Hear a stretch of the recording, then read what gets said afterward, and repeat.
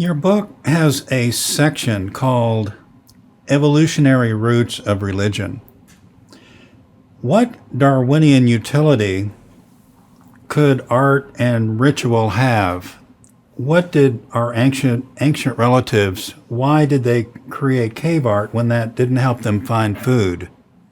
Yeah, it is a puzzle, and it's one that Darwin himself thought about. Why would we, as a species, undertake behaviors that seem extraneous, extravagant, that seem to waste energy and not have a return that you could quantify in the sense of that got us more food, that got us better shelter, that advanced the survival of the species? Because evolution is very good at winnowing away extraneous behaviors. Because if you have a competitor who doesn't undertake the extraneous behavior but uses their time more wisely, then in the battle for survival, ultimately they're going to have a slight advantage. And that slight advantage over a long period of time will mean they will win out and you'll go extinct.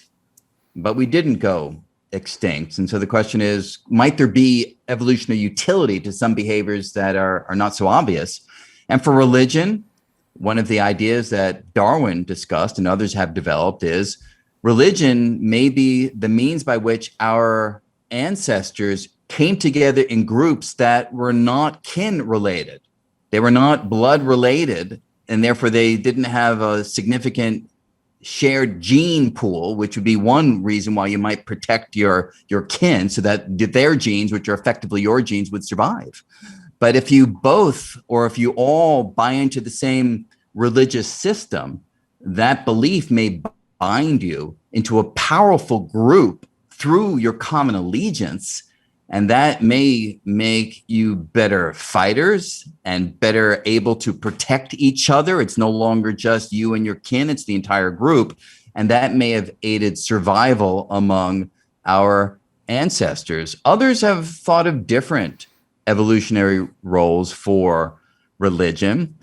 Going back to Ernest Becker and the idea of the denial of death, there's a whole group of social psychologists who've been developing something called terror management theory, kind of a big mouthful, but the idea is we as humans not only try to find strategies for denying our own mortality, but we go further and trying to develop things that allow us to succeed in light of that knowledge. And so religion may well have been the palliative. It may have been the means by which our ancestors were not frozen, as these authors describe it, quivering piles of protoplasm in the face of the ultimate terror of death, thinking that death is not the end. With religion, many religions suggest that death is a stepping stone. And if you buy into that perspective, you can well imagine it changes your attitude, allowing you to undertake activities that otherwise you might not have the wherewithal to carry through on because of your own terror, through your own recognition of your own mortality. In your book, you say, quote, "My confidence in the existence of God is low because of the paucity of rigorous supporting data," unquote.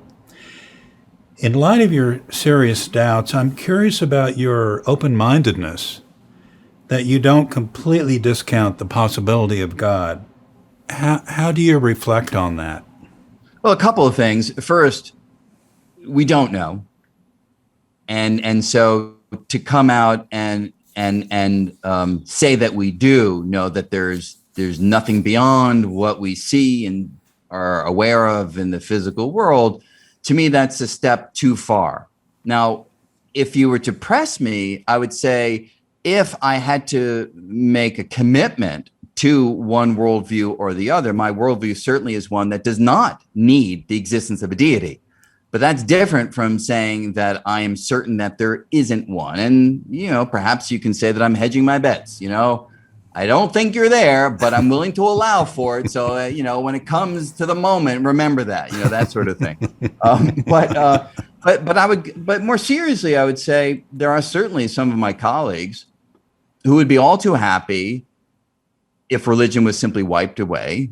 It was no longer part of human behavior, human discourse. Some of my colleagues view religion as a remnant of behaviors that were relevant in the infancy of the species, but now it's time to outgrow it all. And my view is that that's a very limited perspective because, sure, if you view religion as a means of explaining the external world, then clearly when a religion goes head to head with science, science wins. And then you'd say, okay, we should get rid of this alternative framework called religion. But I don't see religion that way. And I don't think many do see religion that way. I see religion as part of the journey to understand who we are, part of the inward directed journey, not the outward objective directed journey, the inward directed journey. And as part of guidance in that journey, for some people, it's a very powerful framework. You know, there's this wonderful book by William James. Again, I don't think many people read it much these days. The Varieties of Religious Experience, based on lectures. Well, there we go. We're kindred spirits, clearly, Randall. So James wrote this book, as you know. There were lectures that he gave in Scotland at the turn of the last century, 1902 or so. And in there, he first of all shows how religion plays so many different roles in so many different lives, and it's expressed in so many different ways. So even to talk about religion as one thing is so coarse, number one. But number two, he describes religion as this means by which we can really experience the wonder of being alive. I mean, he uses beautiful language, to experience, the dawn of the sun, to experience the sublimity of the stars. And he describes how religion can get you to a place of emotional connection to the world that science is hard pressed to deliver. And in that guise, religion is very complementary to a scientific perspective. Use science to understand those third-party accessible, measurable, objective features of the world. And for some, use religion to help connect you in an emotional sense to who you are, where you came from, and what your life is about. And so I don't see them as necessarily in conflict, and I don't see the need to somehow rid the world from religion. It's not to say that in the name of religion, some terrible things are done, but terrible things are done in the name of many things. And I think we need to look at the thing itself as opposed to those acts and features and events that may be done in its name.